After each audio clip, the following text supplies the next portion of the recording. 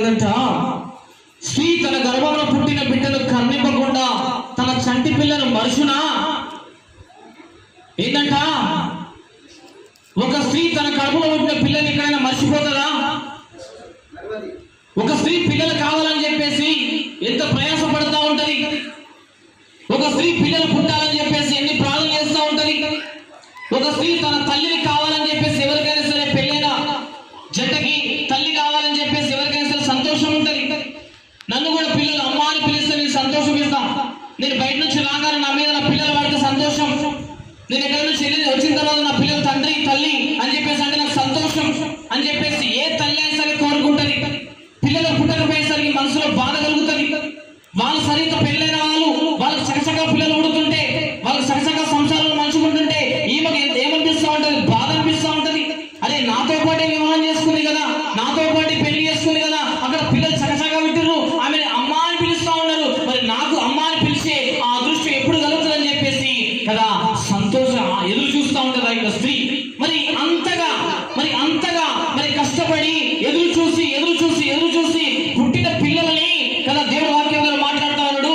స్త్రీ తన కనుక్కున్న పిల్లల్ని ఒకవేళ తన గర్భం పుట్టిన బిడ్డని కరుణకుండా తన చంటి పిల్లను మరుతునా కదా అయినట మరుచునా? ప్రశ్నార్థకమైన క్వశ్చన్ ఉంది అక్కడ. మరుచునా? ఒకవేళ ఆమెను సరే మర్చిపోతానేమో కానీ నేను మాత్రం నిన్ను మరువను కాక మరువను అంటున్నాడు. హల్లెలూయా. తన కడుపులో పుట్టిన పిల్లని ఏ తల్లి అయినా సరే సహజంగా మర్చిపోదు. మర్చిపోతుందా? సహజంగా మర్చిపోదు. నవమాసాలు మోసి నెలల నుండి కష్టపడి వాంతింగ్ చేసుకొని బాధపడి కష్టపడి నొప్పులు భరించి ఒక బిడ్డకు జన్మనిచ్చినటువంటి ఆ తల్లి తన కడుపులో పుట్టినటువంటి బిడ్డని ఖచ్చితంగా మర్చిపోదు దాకా మర్చిపోదు. మర్చిపోతారమ్మా? మర్చిపోదు దాకా మర్చిపోదు. కొద్దిసేపు పిల్లలు కనిపించకపోయేసరికి గొడ్డల బాధ, కొద్ది క్షణము పిల్లలు కనిపించకపోయేసరికి ఏడుపు వస్తుంది. ఒక గంట స్కూల్ నుంచి పిల్లలు లేట్ అయి వచ్చేసరికి టెన్షన్, మనసులో టెన్షన్, ఏమైందిరా ఇంకా రాలేదేంద్రా, ఇదే టైంకి వచ్చేవాళ్ళు కదా, ఇదే సమయానికి వచ్చేవాళ్ళు కదా, ఇంకా నా కొడుకు రాలేదు, ఇంకా నా బిడ్డ రాలేదని చెప్పేసి ఇంటి దగ్గర ఉన్న తల్లిదండ్రులు ఏం చేస్తూ ఉంటారు? టెన్షన్ పడుతూ ఉంటారు, బాధపడుతూ ఉంటారు, ఏడుస్తూ ఉంటారు, అయ్యో రాలేదని చెప్పేసి వెతుకుతూ ఉంటారు, తిరుగుతూ ఉంటారు కదా. ఎందుకో తెలుసా? ఆ తల్లి పేగు బంధం అలాంటిది, ఆ తండ్రి పేగు బంధం అలాంటిది. అర్థమవుతుందా? కడుపులో ఉన్నటువంటి పిల్లల్ని తన తల్లి తండ్రి ఎన్నటికి కూడా మర్చిపోదు. ఒకవేళ మర్చిపోయే ఛాన్స్ వచ్చినా అంటే అర్థమైంది మర్చిపోతున్నారు. కొంతమంది ఎలా మర్చిపోతున్నారు, ఎలా విడిచిపెడుతున్నారు కదా. ఒక దగ్గర ఏమైందో తెలుసా? ఒక స్త్రీ తన భర్తనేమో డ్యూటీకి వెళ్తాడు. బాగా వినండి. తన భర్తనేమో వెళ్తాడు, పొద్దుననగా వెళ్ళి రాత్రి ఎప్పుడో మళ్ళీ వచ్చేది. రాత్రికి వస్తాడు. ఆ మధ్య టైంలో ఏం చేస్తామని తెలుసా? ఈ స్త్రీ ఒక పరపురుషునికి సత్సంబంధం పెట్టుకుంది, అక్రమ సంబంధం పెట్టుకున్నది. ఒక పరపురుషునికి అక్రమ సంబంధం పెట్టుకున్నది. అక్రమ సంబంధం పెట్టుకొని తనకు 5 సంవత్సరాల పాప ఉన్నది. ఎన్ని సంవత్సరాల పాప? 5 సంవత్సరాల పాప ఉన్నది. 5 సంవత్సరాల పాప ఆ బయట నుంచి వస్తున్నటువంటి వ్యక్తి రావడము పోవడం అన్ని గమనిస్తుంది. తండ్రి లేనప్పుడు చేసే కార్యక్రమాలు అన్ని గమనిస్తుంది. మా డాడీ లేనప్పుడు వీడెవడా వస్తున్నాడు, వీడెవడా పోతున్నాడు సంగతి అన్ని గమనిస్తుంది. 5-6 సంవత్సరాల పిల్లలు గమనిస్తారు ఖచ్చితంగా. అయితే ఈ తల్లికి ఒక సందేహం కలిగింది. నా కడుపులో పుట్టిన బిడ్డ నా భర్తకు జరిగిన విషయాలు ఎక్కడ చెప్పుతుందో అని చెప్పేసి, చూడండి ఎక్కడ చెప్తుందో అని చెప్పేసి ఆ నవమాసాలు మోసినటువంటి ఆ తల్లి, పిల్లల కోసం ఎదురు చూసినటువంటి ఆ తల్లి, పిల్లలకు పుట్టకపోతే హాస్పిటల్ చుట్టూ తిరిగినటువంటి ఆ తల్లి, పిల్లలు పుట్టకపోతే రకరకాల మెడిసిన్ వాడినటువంటి ఆ తల్లి, ఆ చెట్ల మందులు ఈ చెట్ల మందులు తాగినటువంటి ఆ తల్లి ఏం చేసి తెలుసా? పాపానికి అడ్డుగా ఉందని చెప్పేసి నేను చేస్తున్న ఈ యొక్క వ్యవహారం అంతా నా భర్తకు ఎక్కడ వివరిస్తుందని చెప్పేసి ఏం చేసింది తెలుసా? ఎవరు లేని టైంలో ఒక బండరాయి తీసుకొచ్చి తన కూతురు మీద ఎత్తేసి చంపేసింది. హల్లెలూయా. ఒక బండరాయి తీసుకొచ్చి ఏం చేసింది? ఎత్తేసి చంపేసింది.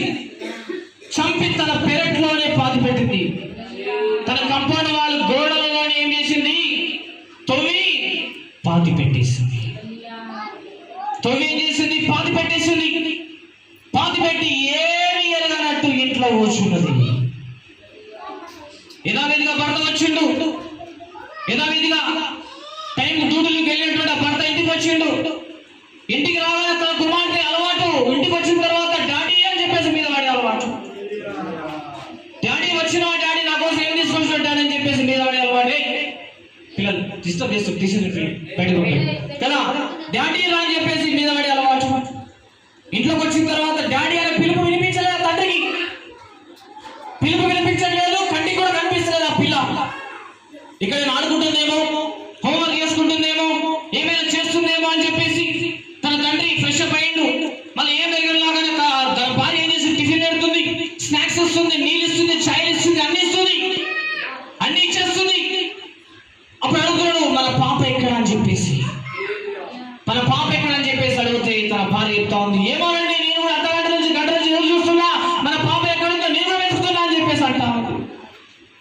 అరే ఇలాంటి మరి తన వెతకడం ప్రారంభిస్తా ఉంది, మొత్తం వెతుకుతా ఉంది, గల్లీ గల్లీ ఇల్లు వెతుకుతా ఉంది. సాయంత్రం అయింది, వన్ డే అయింది, తన పాప కనిపించలేదు. తట్టి కొట్టుకుంటా ఉన్నాడు, ఏడుస్తా ఉన్నాడు. ఎంత కొట్టుకుని ఏడుస్తున్నా కానీ తన భార్య కళ్ళకి ఒక్క చుక్క కన్నీరు కూడా రాడతాడు. పోలీస్ కంప్లైంట్ ఇచ్చేసిండు, పోలీస్ కంప్లైంట్ ఇచ్చేసిండు. పోలీసు వాళ్ళు వచ్చి ఎంక్వైరీ చేస్తా ఉన్నారు, పోలీసు వాళ్ళు వచ్చి ఎంక్వైరీ చేస్తా ఉన్నారు. అన్ని సోదాలు చేసి ఎవరేమి అనుమానం ఉందా అని చెప్పేసి అడుగుతా ఉన్నారు. భర్త అడిగిన భార్య ఎవరి మీద నాకు అనుమానం లేదు. పోలీసు వాళ్ళు తన భార్య విషయంలో పసిగట్టేసారు. సపరేట్ గా తీసుకెళ్ళి నిన్ను కొన్ని ప్రశ్నలు అడగాలనుకుంటున్నామమ్మా అని చెప్పేసి సపరేట్ గా తీసుకెళ్ళామని చెప్పేసి అనుకుంటున్నామంటే ఆమె చెమటలు పట్టుకునే దెబ్బ. సపరేట్ గా అడిగిన తర్వాత ఎంక్వైరీలో బయటపడ్డ సంగతి చెప్తా ఉంది, అయ్యా నా బిడ్డలు నేనే నా చేతులారా చంపేసినా. ఎందుకు చంపినవమ్మా అని చెప్పేసి అంటే, ఎందుకు చంపినవమ్మా అని చెప్పేసి అంటే, నా భర్త వెళ్ళిన తర్వాత నేను మధ్యలో ఒకరితో అక్రమ సంబంధం పెట్టుకున్నా. ఆ అక్రమ సంబంధం చూసినటువంటి నా కూతురు నా భర్తకి ఎక్కడ చెప్తుందో, నా పరువు ఎక్కడ పోతుందో, నన్ను నిలువలో నా భర్త మెడబట్టి ఎక్కడ దొబ్బుతాడని చెప్పేసి కేవలము పాపము కోసమే, నా శరీర ఆశలు నెరవేర్చుకోవడం కోసమే నా కన్న బిడ్డను నా చేతులతోనే చంపేసినా అని చెప్పేసి అనుకుంటా.